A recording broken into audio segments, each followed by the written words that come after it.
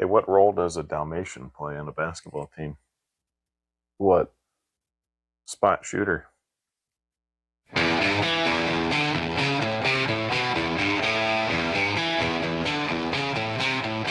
and four.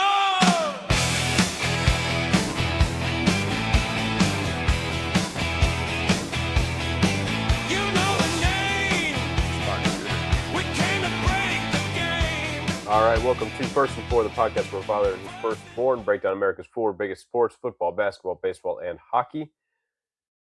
Let's get right into it. Right back in. It's been a minute. We just haven't had a night where we've both been free since the last episode. So, Yep. been a couple weeks, but good to be back. Yeah, it is. It's exciting. We'll get back to some of the playoffs. Maybe talk over a little bit of the stuff we missed. Mostly focus on right now, and then some of our moving the change is kind of focused more on storylines out of the Kentucky Derby, just because it was supposed to be closer to that when we were going to record, but that's all right. We're gonna still make it work. It's all good, man. I think it'll still work. Yeah. So going into the film room first, let's start off with the NHL. So NHL playoffs, we got a little bit of that on the TV right now. Actually, they got the Sabres and Canadiens. Got my Sabres shirt on tonight. Yep. It's not looking too good. They're down 6-3 right now. Yeah. 2-2 in the series. They came back to Buffalo. They tied it up in Montreal. It's crazy. I wasn't really expecting that. No, yeah, and they had gone back to Luukkonen in goal, and so I was gonna say your guy, the Lion King, is he's out now. I know. Well, so he was out last game, and Luukkonen looked pretty good. They're Luukkonen in tonight. Obviously, Montreal has 6 goals. Yeah, they pulled him. They put Lion back in, and they doesn't look too good for the Sabres. So they'll be heading back to Montreal for Game 6, which would be Saturday, and it'll be a big game.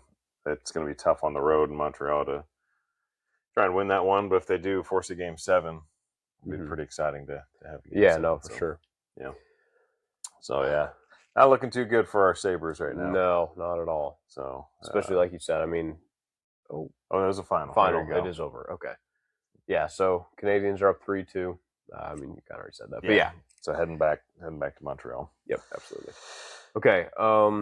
Other NHL playoff series, anything standing out to you? Well, so it's been a few weeks, like you said, since we've recorded, but since then, Carolina swept Philly, made pretty quick work of them. So they actually haven't lost a game yet in the playoffs. Yeah, Hurricanes. So it'll be interesting. They'll play the winner of this Sabres Canadiens. I mean, these two teams do look pretty good.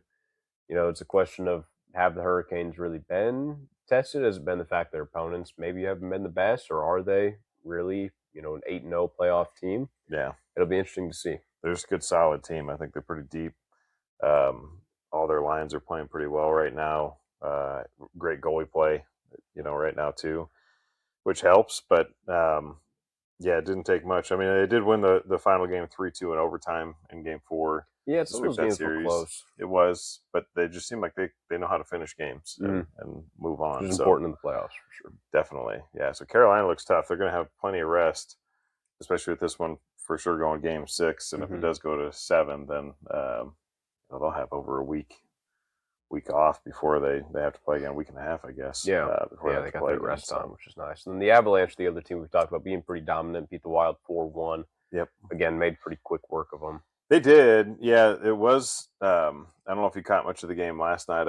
I did watch a little bit towards the end, especially. They were down 3-0, and came back. They scored 4 straight goals to win in overtime. They scored 3. They scored in the last minute or so. McKinnon had a shot.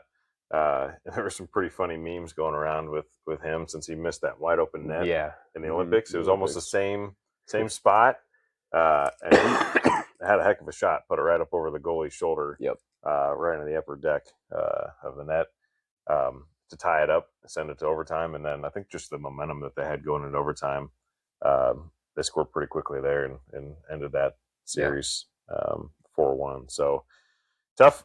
Honestly, it was a kind of a tough series. I thought Minnesota played pretty well. A few games looked like they might be, especially last night, they were up 3-0. And, you thought some of those young guys on their team were going to pull through. But in the end, Colorado just looks pretty dominant right now, the way that they're playing. So they'll get the winner of the Vegas Golden Knights and Ducks, which Vegas leads 3-2, and that game's happening now. So by the time this podcast gets out, you guys will know the result. Probably by the time this comes out. If Vegas wins, then they're moving on to play Colorado. If not, we'll have Game 7 headed back to Vegas for that. So. Yeah, and once again, the Ducks in these orange uniforms. I don't know what they're doing. I just can't stand that. Looks like the Flyers. There's orange on orange pants now. Have they been wearing orange pants with that too? No. No, so the Knights already scored. Yeah, quick goal for the Knights already in the first minute. So, yeah. All right. Well, anything else on NHL? I think we kind of hit, all the big stuff. Yeah. The Oilers did fire their coach. You see that? No, I didn't. Or it was their coach. That was just yesterday. Okay. Yeah. Chris Knoblauch, so they'd been, finals the last 2 years, lost them both, and they just can't get it done. So he's fired, he's out. They'll be looking for a new guy. It'll be interesting because I think this is kind of a make or break year there for the Oilers. It is the last year of McDavid's contract, right? Next year, right? Yeah, that's what I'm saying. Next year. Yeah, so they got that season to figure it out, and then he's got to make a decision. So it's a big year for them. Interesting. Yeah, I think the other thing, hockey-wise, the Maple Leafs have the number 1 pick, and then they just hired a new GM. Right. Is it Trichek? I don't know how to say his name exactly. Trichek? I don't know. Go with that. Which is kind of controversial, I think. He was in Phoenix, and he was young there, was kind of an analytics guy. And obviously with Phoenix,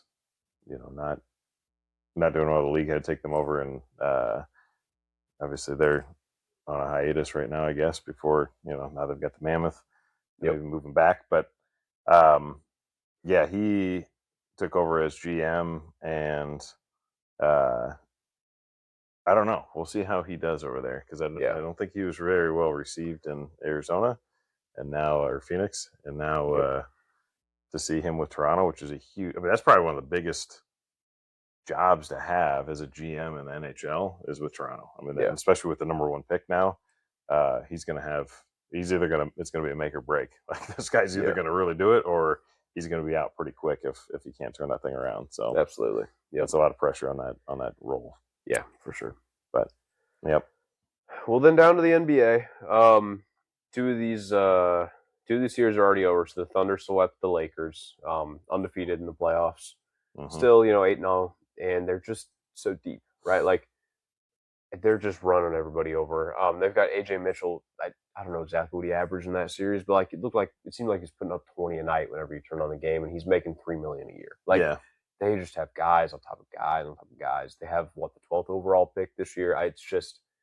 It's insane. Yeah, it seems like the contracts that they were able to absorb, or people they were able to bring in that maybe weren't performing at other places, they've been able to get the most out of. Yeah, and just fit in the right spots, like you said. They're just built like the perfect roster. Yeah, they're just deep. Anybody they bring in seems like they can play. I think the big thing for them is they play defense too. They do. Yeah, like there's a Caruso, Lou Dort, Chet Holmgren. That's the one thing you don't see a lot in the NBA is defense. Yeah, and that's a team that locks down defensively. And absolutely.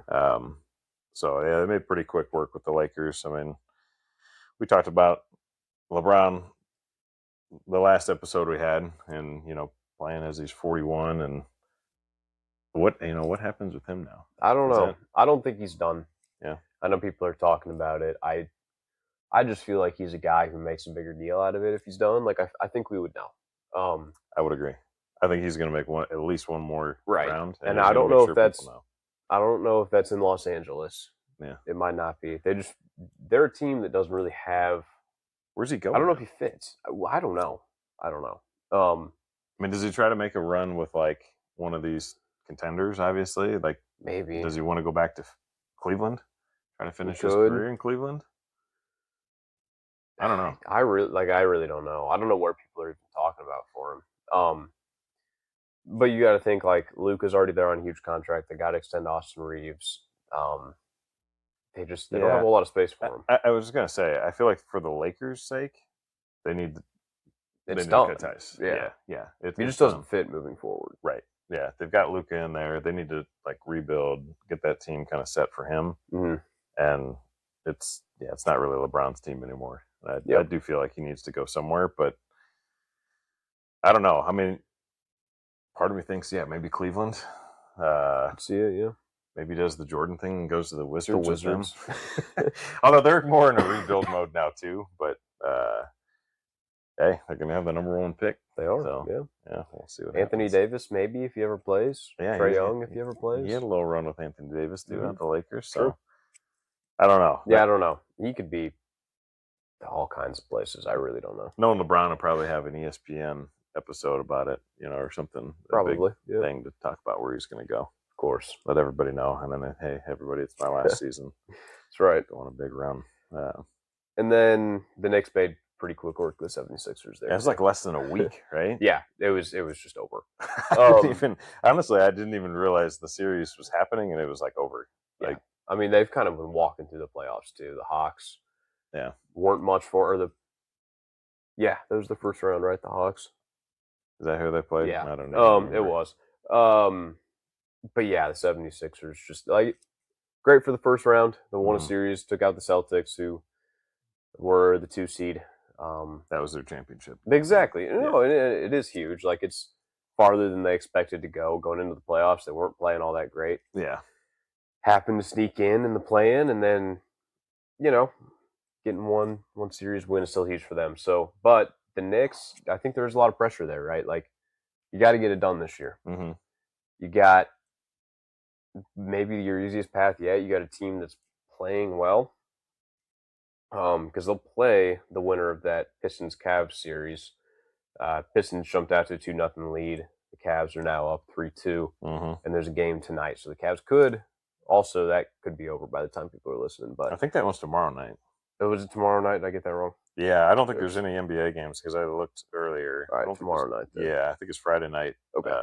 They'll play. So, let me make sure. Yeah, Friday night, tomorrow night. Okay. Yep, I had the wrong one. So tomorrow, Friday night, you've got the Pistons, Cavs, game 6, and then the Spurs Timberwolves game 6 also, right? Yeah, so both the Cavs could close out at home, and the Spurs will be on the road against Minnesota up 3-2. So yeah, and the winner of that plays the Thunder, and I think that's really the series people are looking at. Mm-hmm. Whoever the Thunder play, that'll be exciting. If it's the Spurs, that Thunder Spurs will be that'll awesome. be fun. Yeah, I still think the Thunder are gonna. They're going to end up winning. I think it actually would be kind of fun having the Thunder and the Knicks play. It would be. I don't think anybody's a match for the Thunder right now. I don't either. No. But what they've built, and like I don't know. I think it's like that for a while. Like, what's going to change next year? Right. I don't know. Like, they've just built such a solid team, and it's so deep, and like they're young too. Yeah, unless San Antonio. That's the thing. Is I think the next few years is going to be like San Antonio and Oklahoma City. I think the Timberwolves will be around. Yeah. The Nuggets have some work to do. They do. Yeah, it does seem like the Nuggets might be falling off. Yeah, that's not going after so this well season. there. Yeah, that's true.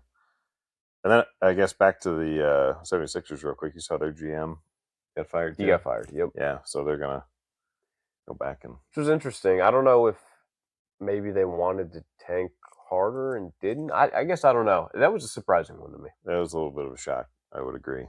Because, what direction do they go now? I don't know. Like, I felt like they were moving the way they wanted to. Mm-hmm. It seemed like when everybody was healthy out on the court, like, they beat the Celtics. Like, mm-hmm. they showed that they could be, I think, what they were building towards. But I don't know. I don't know what direction they're heading. I don't either. So that's going to be interesting to keep an eye on, too. Absolutely. Yeah. Anything else in NBA? I feel like we kind of hit all that, too. Yeah. No, I don't think so. I think it's funny to me to see James Harden on the Cavaliers. It's weird. Yeah. It's really strange. But, when he and Mitchell are playing well, it's they're tough to stop. Have they won yet on the road, by the way? Did they end up winning on the road the other day? That's a big, it's been a lot of, they did win one on the road, I think. I think they must have won the other night on the road. But it's been a lot of the home team winning. Yes. Yeah. Cleveland had not won a road game in the playoffs yet. Oh, really? The other, that series has just been, seems like the home court is huge. Mm-hmm. And Cleveland will be at home Friday night. Yeah. So maybe that's a big factor. So maybe they close that out. I think that might. Let's see. Would the Knicks have home court then against Cleveland? Right? Not Yeah, Detroit's Cleveland's the the one. 4. Yeah, the Knicks Detroit's are the the 3. one. So yeah. Yeah. Yep. That would be. It's just that'd be weird. The interesting. Cavs just don't seem like all that fun of a team. Yeah. I don't know. They're just kind of like Donovan Mitchell's fun, I guess. James Harden's just James Harden. fine. He's He's- getting old. He's like, I don't know. Yeah. It's just not all that exciting of a team, but it'll still be good. Yeah.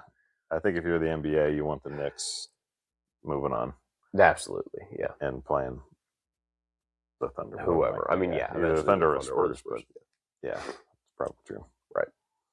Okay. Well, I think that kind of wraps up our playoff recap. Yep. I know there's stuff from previous rounds that we're probably not mentioning, but that would just be too much. We're not going to go all the way back there. Yep. And then we can kind of go forward. Well, I think, after this next week, we'll have plenty. A couple of these series will be closed out. Yeah, we'll have the next excited. round kind of starting and then see what we got in front of us. But Right. yeah. Yep. Pretty good. All right, well, then we'll move into our Moving the Chain segment. So we're going to talk the biggest breakthroughs in sports. So, initially the thought had been coming off the Kentucky Derby. Huge comeback win by Golden Tempo way in the back, coming ahead there on that final turn. Cherie DeVaux becoming the first female trainer to win the Kentucky Derby. So big breakthrough moment, right? Like that's huge. And so that was kind of what we decided, this segment could be.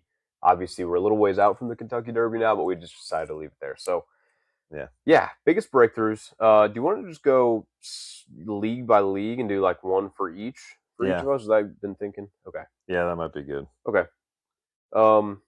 Let's just do the MLB first because I feel like we're probably thinking about the same. I think you gotta say Jackie Robinson's probably the biggest one. Yeah, right? Like, I think it's pretty obvious there. breaking the color barrier is huge. Yeah. I mean, it's huge for the game today. There's so many, African American players. There's huge turning point for the game. Yeah, I would agree. I mean, it's tough. If you're going to say breakthrough in sports, he's probably the one that stands out the most across all. When we said breakthrough in sports, it was like Jackie Robinson, stands out as the biggest. There's a whole Jackie Robinson Day. Everybody wears 42. Yes. Like it's a huge deal. Yeah, it is. Yeah, obviously, great player, great legacy, and to your point, the league wouldn't be what it is today. I mean, they had a whole separate league created, the Negro Leagues, right? And then broke in and obviously, it should all be one group, one league. And so, for him to do that back in that time and, think about what that is today, it's kind of unfathomable to think that's a possibility. Absolutely. But so I think if you say breakthrough in sports, that stands out for sure. Probably the biggest. I think the only other thing I had on MLB, which not necessarily a player, but maybe like a thing that maybe has changed, is like the whole Moneyball era now with like analytics and that kind of changing, like breakthrough in analytics. And I do feel like that's really changed the game now, the way that people look at it, the way that people play, the shifts that people were doing and how that kind of changed things. The launch angles and just all the stuff that goes into, like, I feel like baseball really kind of started down that analytics path, and a lot of these other sports really started to catch on. I think you're right. Yeah. I think Moneyball era and analytics really kind of changed sport. Yeah. Well, I think that Moneyball concept could be huge too, as we're facing the lockout potentially next season. If there is a salary floor, a salary cap, whatever they end up deciding on, if there's something like that, that becomes all that much more important. Yeah. Considering how do we make the most of this money? Yeah.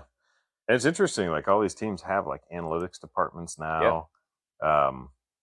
And it's huge. I had a guy actually working for me. His wife was in the analytics department of the Indiana Pacers for the last several years. And just this past offseason, the Charlotte Hornets came after her specifically and pulled her away from Indiana. Wow. Now they're in Charlotte. But it's like they're poaching not only just like GMs and that sort of thing. It's like they're looking at the analytics people and poaching them also because they're like, hey, they must be doing something well at Indiana. It's the analytics department. And I mean, look at the Pacers last season. They weren't.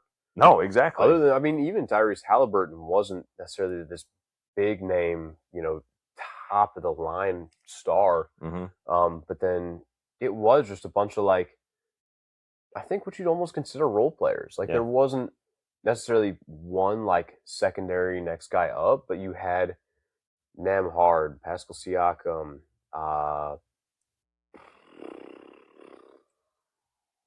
forget. There was another crap. Lots of just like kind of that level of player, you know? Yeah, that just kind of fit the role. Yeah, exactly. Yeah. So I want to keep an eye on the Hornets for sure, Yeah, because if they start turning around, I'll be like, hey. It seems like they are. Yeah, they were kind of fun this year. Which is interesting, right? Yeah. I'm like, I wonder if she's making that big a Maybe. difference in the analytics side.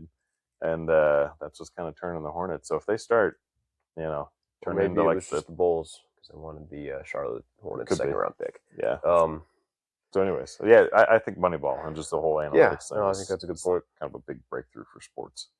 All right, well then we'll go with the NFL next. Okay. Biggest breakthrough moments there. I don't know. I think it's just hard to top. I think Jackie Robinson. It is. Yeah. I'll go. I had a couple thoughts here. I am gonna go. I guess I'm curious to see what you have, but I'll talk about David Tyree's helmet catch in Super Bowl 42, 2008. So, Giants beating the Patriots. It's iconic as a catch. People still talk about it. David Tyree's known for like that one play alone, and nobody knows anything else about him. And just as far as Super Bowls go, and the Patriots dynasty as a whole, like that really slowed things down. If you think if they win that one, that's one more. The Patriots have 7. They have the most all time then, so tied with the Steelers. But you think even the momentum from that game, if they do win it, what continues to happen? The Giants, Eli Manning especially now is remembered for beating the Patriots 2 times in the Super Bowl. So that it was just huge. I think that is kind of a breakthrough. It was someone stepping up to stop kind of this huge dynasty, and it's definitely something people remember. And you said the undefeated season, right? Wasn't it the undefeated That was, season for yeah, the you're right. Patriots too? Yep. So that was their. Forgot. They could have broken the record the Dolphins still have. Yeah. The undefeated season. So huge. That was a huge play. Yeah. What were you thinking? So I went with a person here too, and there were a couple. I mean, like Doug Williams was kind of like the first black quarterback you could go back to and like won a Super Bowl with the Redskins. But I went with Kurt Warner, and thinking more about just like the breakthrough with him, like being a grocery store clerk, and then playing in the Arena Football League, and then obviously got picked up by the Rams and goes on and wins the Super Bowl. Not just huge from that standpoint, but then him like in that team being the greatest show on turf and like kind of changing the way the NFL was played, and spreading things out. Think about Marshall Faulk and the running back position and getting the running backs out, and like what an impact today. I was talking about running backs that can come out of the backfield and catch passes and move that way, and also block, and so between like Kurt Warner and then Marshall Faulk and that whole team, I feel like that was just kind of a big breakthrough for the NFL and the way that things were played. And then also kind of the way that quarterbacks were viewed, were like, maybe there's veterans that, aren't so washed up, that, have great arms, they have great minds, they can, process things quickly and like get the ball out. And it's just finding that system and the fit. Yeah, right? guy that fits the Exactly. the offense. And that's where I think, that whole kind of quarterback fitting a system thing kind of came in, was right around that time when Warner and those guys were playing the greatest show on turf. So yeah, he was the one that kind of stood out to me from a breakthrough perspective. Yeah, for sure. The only other thing I had down here, I decided not to go with, but like the first Super Bowl, I think you could argue the same thing for a lot of these leagues where it was 2 different ones and they combined than the first. So I kind of wanted to exclude that, thinking about it a little bit more, but that is a breakthrough moment too. Super Bowl's, a huge, time and culture every year. And so, I mean, that is definitely a breakthrough. There was a huge, the merger right between the AFL and was it called the NFL at the time? AFL and NFL? AFL and NFL, yeah, I think so. And then, the merger and everything, and having the Super Bowl and right, exactly. Yep. Definitely huge. Yeah, absolutely. Okay, do you want to go NBA next? Yeah. All right, let's go NBA. Again, had a few here. I'm going to go with.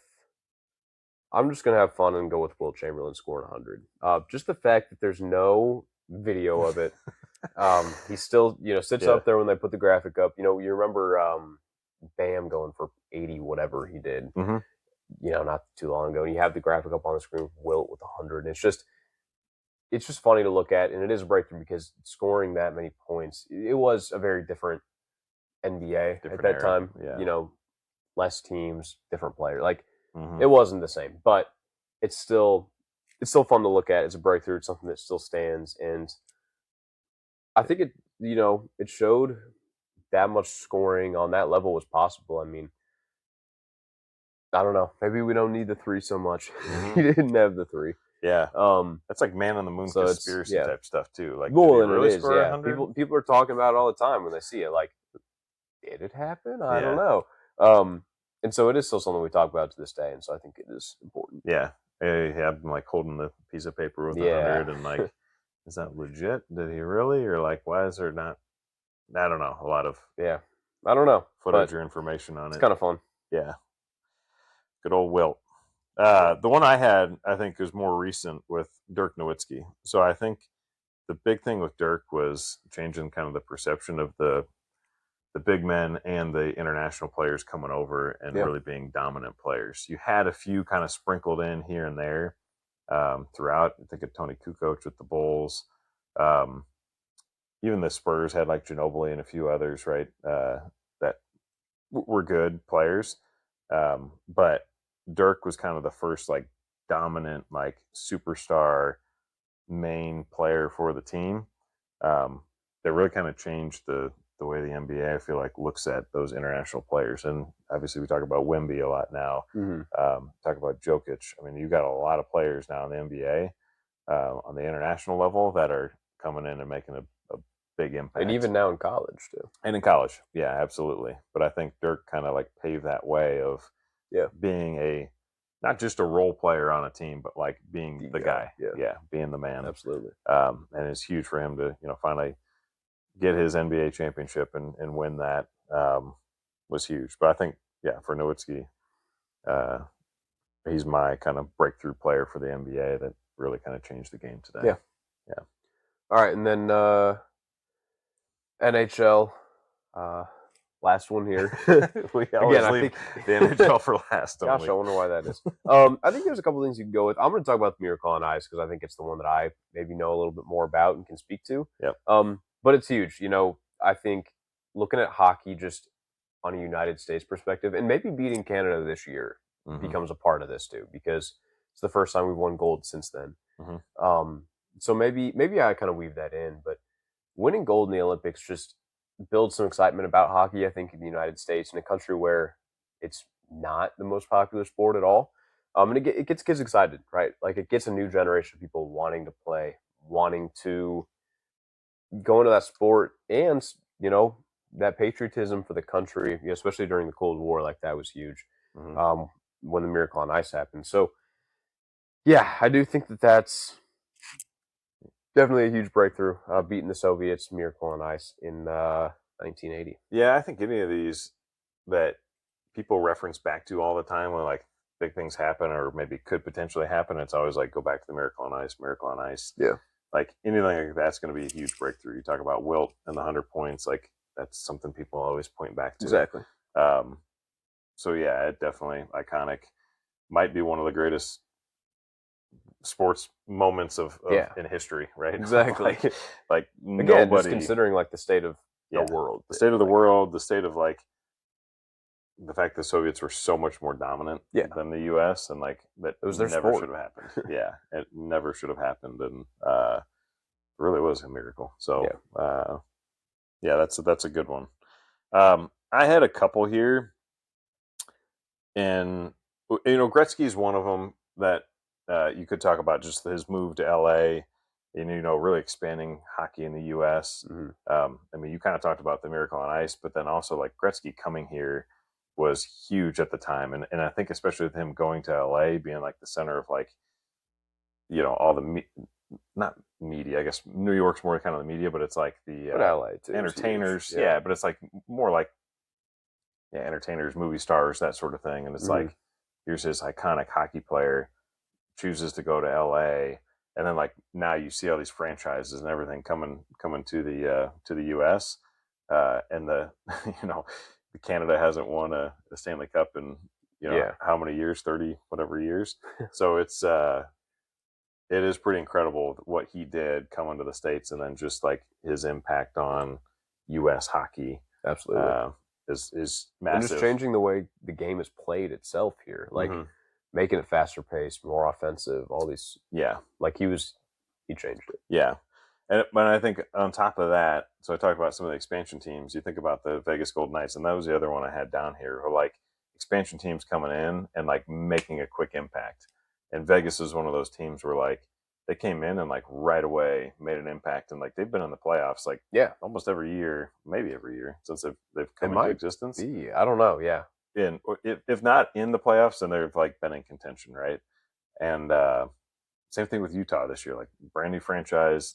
They're in like Kraken, like all these teams are coming in now and like making an impact. And that's where I think like Vegas, breakthrough wise, like they really changed the thoughts around like being a new franchise, and like you got to suffer through some losses for a few seasons. Like no, they came in and made an impact right away. Yeah. And I think that kind of changes the narrative on these new franchises that are coming in. So yeah, that was another one I had jotted down here. But yeah. All right. We didn't do too bad on hockey. See? No, actually, like I said, Miracle on Ice was something I kind of had in mind there, and like I said, I do think the gold medal game this year too. Yeah. All right. Well, then we'll go to our 2 minutes in the box. Who are you putting in the box this week? Okay, I want to put basketball players in the box for their, and I want to say quote unquote injuries. Because like it is a little bit crazy here. What we talked about the Lakers and losing, and Luka didn't even play in the playoffs because of his injuries. Right. And you got several other players that are out. I finally flipped on a game. What was it? Last Friday night, one of these Friday nights, and was watching the Lakers Thunder. And I watched LeBron go down, fast break. SGA went up for a layup, got fouled, and then LeBron came in behind him, hit the backboard, and kind of fell over him on the ground. And he's like grabbing his wrist, and I watched the replay again, and he like didn't even exactly. But and then like on the flip side, we're watching hockey, and like these guys are getting killed. This guy from the Bruins, I don't know if I'm gonna say his name right, Nikita Zadorov, played from Game 3 on in the series versus the Sabres with a torn MCL, fully torn MCL, and this guy is playing. It's ridiculous. Hockey. Like, first of all, LeBron came down, didn't even hurt his wrist. Like, he's just rolling on the ground to like make a scene or whatever the heck he was doing. And I said nice things about LeBron a couple weeks ago. I told you I wouldn't. Yeah, I'm done. I'm done with that. Like, it's ridiculous. Like, you're one of the top players in the NBA. Yeah. Like, get up and just play the game. I'm tired of these NBA guys like rolling around. Maybe it's different, like because we're seeing the NHL right next to NBA at the same time, and it's like these hockey guys. I looked up like all the different things, and there's guys playing with like fractured ribs, fractured fibula. McDavid's ankle. Yeah, he broke his ankle and played like the last game or two or whatever with that. These guys are losing teeth, whatever, and like they're out. Crazy. They want to win, right? They want to play, and then you got these NBA players with like hangnails that can't go out and play. And so I can't with these. The NBA is driving me crazy. Rory with his blister, with the blister on the foot, which, oh my gosh, yeah, he might as well be a golfer. Yeah, like, exactly. These guys. So I'm putting NBA players. Like, come on, this is the playoffs. It's time to play. All right. Well, then I'm going to throw Vrabel and Rossini back in the box just because the NFL released their schedule today. And the Chargers, I haven't actually watched their video yet, but their media team always has so much fun. They took a shot at them, and I need to actually, like I said, I found this during while we were talking, while I was looking at something else, and I thought it would be funny. I heard something about the Chargers and the Patriots. So basically, the Chargers play the Patriots. the Patriots segment, while they're announcing that game, there's a sign that says "Next photo dump 1 mile," basically referencing all the pictures of Vrabel and Rossini that keep coming out and keep getting dumped on the internet. So I think that's hilarious. The Chargers have a ton of fun. Yeah. Was it last year they got like bullied into taking down whatever they had put up? They do have some pretty good stuff on their social media. Whoever does their social media is fun. They're great. Yeah. So props to the Chargers. I thought that was awesome. But I wanted to talk about it, so I'm putting Vrabel and Rossini back in the box. Because until one of them actually comes out and like gives an honest answer, this is going to keep happening. I keep wondering. Yeah, I mean, is Vrabel? Do you think he's going to coach? Again, I think the longer this goes on, the chances keep going down. Like, yeah, I don't know. There was at first I thought yes, but I mean, there's so much that gets out there now. But did you see that Rossini and her husband, like they had a picture of them like kissing on Mother's Day, like they're there together, like they're still together. But you're right. I feel like I don't know if it's better or worse for them to not say anything. It's definitely worse because people can just keep finding finding more and more out. Yeah, the boat situation. Yeah. The crazy thing is going to be like if her kid is actually his. I don't know if that's true or not. Good Lord, that's going to be that would be the end of him. I think. If that would be, then he'd for sure be done. Yeah, I think you got to be done if that's the case. Like I don't know how. There's no way. Yeah. I guess it's the Patriots, and this is what they do. Yeah. I mean, but I don't know how you get past that. Yeah, I guess. I just feel like that's like I don't know. If that's really true, then I don't know how he goes on this season. And how the media, I mean, the media's got to be all over that every single game. And he's not going to be able to they will be, yeah. Get away from it. So. He's only done, one press conference since that, I think? I didn't even know he did one. He's done one. And he basically like danced around it and didn't say anything. But yeah, it's going to get interesting. I would take the under on whatever the Patriots win total is for the season. I think that's a good goal. I would take the under because whatever they're going to have the harder schedule. Oh yeah, they had the easy schedule this season. They're going to have a hard schedule, and with all this going on, like it could be mid-season. Some of the stuff just blows up. Like I hammer the under on the Patriots for the year. All right, major sports books have it at 9.5. No way. Yeah, 9.5. It looks like most places. Yeah, under. Huh? Hammer the under. Okay. I'm not even looking at their schedule. I have no idea what their schedule is, but it's got to be harder than it was this year. And yeah, absolutely, it's the first place schedule. Yeah, the first place schedule and all this other stuff going on. Yeah. Hammer the under on the Patriots. I like that. You heard it here first. All right. We'll go to our 2-minute drill then. We just got a couple questions. Yep. Who is the most underrated sports pioneer? So this was an interesting one. I'll jump in here. But Spencer Haywood, so he's a basketball player. And I guess I consider him underrated because I don't think people really know a lot. I didn't know a lot about his story. But he was one that kind of pioneered the like coming out early and playing in the NBA, which I think it was actually it might have been the ABA at the time, but it was the Supersonics, and despite the NBA's, so it was the NBA at the time, their eligibility rules, he decided to just go ahead and sign with the Supersonics and filed a antitrust suit against the NBA, which ended up ruling in his favor, and ended up kind of changing the direction for NBA players going forward as far as like high school players coming in, eligibility rules for the younger players. So Spencer Haywood was like a big, so this is 1970, happened kind of early on and kind of changed the direction of the NBA and college players, high school players, whatever, coming in. And you look at like LeBron and some others like that, those sort of things wouldn't have happened without Spencer Haywood back in 1970. Yeah, and that, case that he brought forward. Yeah, exactly. And kind of the standard. Yeah. So he was the one that I jotted down. All right. Well, I just looked. So we always talk about Jackie Robinson being the first one to break the color barrier in the MLB. And I think it's huge because there were the two different leagues, like you mentioned. Mm-hmm. So the first guy in the NBA I thought would be interesting. Earl Lloyd was the first African-American to play in an NBA game for the Washington Capitals in 1950. So not one that people talk about, not at all like Jackie Robinson. Yeah, just as big. And I mean, you look at the NBA today, that's, again, a big part of the game is it's not all just white guys out there, right? Yeah. So, like, that's huge. Do you think it's because of the baseball was so much more popular that Robinson was At the time, maybe? Yeah. Yeah, because I get, like, 1950, I don't think the NBA was... Right. It was small. Like, I mean, like, there weren't as many teams. Right. And I wonder if it was maybe just because of the baseball was just huge. And so Maybe. that was like a big deal for everybody when Jackie Robinson made that jump.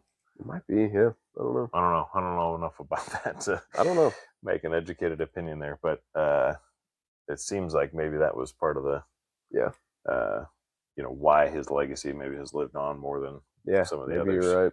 But yeah, that's interesting. What was the guy's name? Earl Lloyd. Washington Capitals. There you go. All right. Not hockey. No, not hockey. Yeah. All right. Which sport has changed the most in the last 25 years?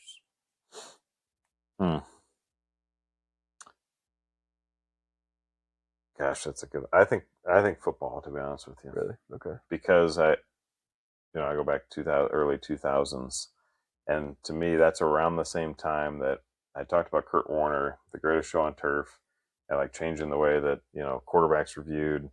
You think of Tom Brady and some of the early on things where they're trying to protect the quarterback, and like the game really changed from like protecting the quarterbacks, and the quarterbacks became kind of like this shiny, like you cannot touch this person, hurt this person.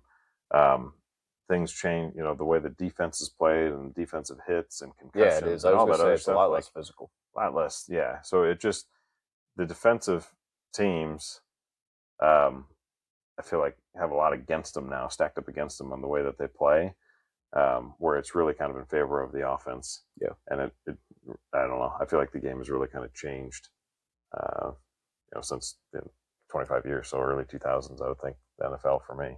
Okay, I'm gonna go with baseball.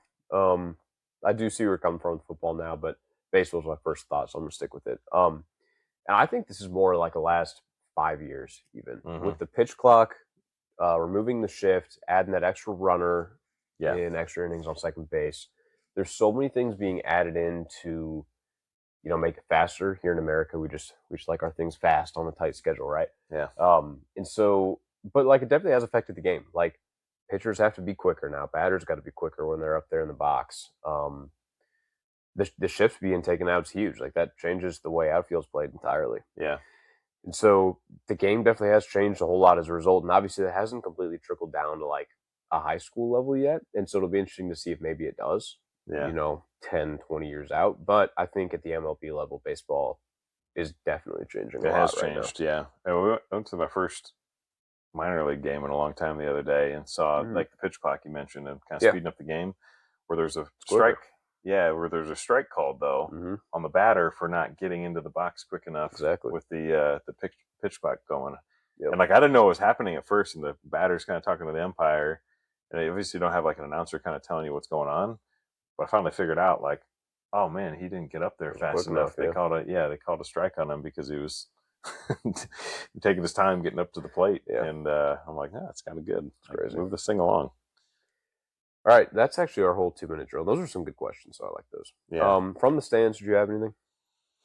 I really did. No, I think the only thing from the stands, like your uncle, my brother John, will be in for Game 6 now, Saturday. He will, yeah. Sabres, Canadians. Might have to record a little something with him. We might have to. We could throw it in for the from the stands in the next episode. We need to do something, with him. We could definitely, we could record something. I don't know if we need something live, like during the game or after post game, something, but be a good time. Something with John. So, that'll be fun. We'll have that ready. It'll be fun Saturday. All right. And then extra innings. I mean, like I looked at this, and the problem is it's all just kind of playoffs, and we've kind of already talked about it. We did, except for baseball, but Cubs were on. Cubs were 14-game home win streak, right? They were on. Yeah. They still are on, I think. They've lost a few. They were on the road. And they were on a 10-game just win streak. They won tonight. We just saw that 2-0 over the Braves, but a little bit of a struggle lately. So we'll see if they can pick back up. It just seems like they're kind of streaky, so I'm not really too worried. Yeah, they got a series with the White Sox. So The White Sox they're 500. Are they really? It's crazy. Yeah, they're playing decent right now. Crosstown series, but it'll be at the White Sox. So and then you got the PGA Championship going on this weekend too. Yeah, Rory. So like I said. yeah, exactly, with his blister. Yes. So that'll be exciting. Yeah, I haven't really checked into that. I guess that would have started today. But. Yeah. I didn't look to see what the leaderboard was doing either. No. The only other things, we talked a little bit about the NHL draft. So we talked about Toronto has the number 1 pick. Let me look up the. So let's see what the. There's like a billion guys tied at 3 under right now. So. Oh, for the for hockey? No, PGA Championship. 3 under. Oh yeah, I'm sorry. I was looking at hockey. I'm sorry. Trying to find the draft order here. So yeah, you've got Toronto 1, San Jose 2, Vancouver 3. So Chicago would pick a number 4. There's still a good spot to be picking, it sounds like, in this draft. Yeah. And they've got a good farm system right now. They've got a ton of cap space. I'm excited for the Blackhawks next year, actually. Yep. Yeah, they should be trending the right way. Hopefully they turn around. And then the NBA. I don't think we talked about this, but the Wizards have the first. Right. Mm-hmm. Wizards got the first pick in the lottery. Utah's 2, Memphis 3, and then Chicago there again at 4. So, which again, I'm excited for. It's a loaded draft. Yep. Caleb Wilson's a guy I think a lot of people are talking about, and I'd be plenty excited about that.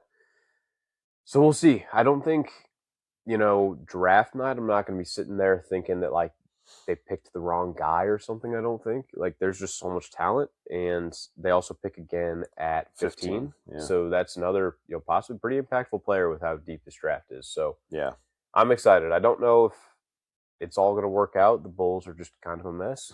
As long as the Reinsdorfs are there, it's kind of how it's going to be. So yeah, I don't know, but I'm at least kind of excited. Yeah, I would agree. So yeah, we've got 2 top 4 picks. Yeah, exactly, for hockey and basketball coming up here. Yeah, which would love it. Be kind of exciting. So yep. All right. Well, I think that kind of wraps us up here. Yeah. Yeah, I didn't have anything else. No. Yeah, like I said, just got playoffs continuing. We'll have more next week, more definitive conference finals. So that'll be fun. Agreed. Yeah.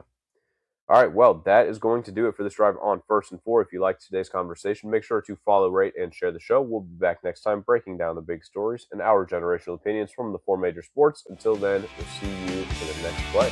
Peace out.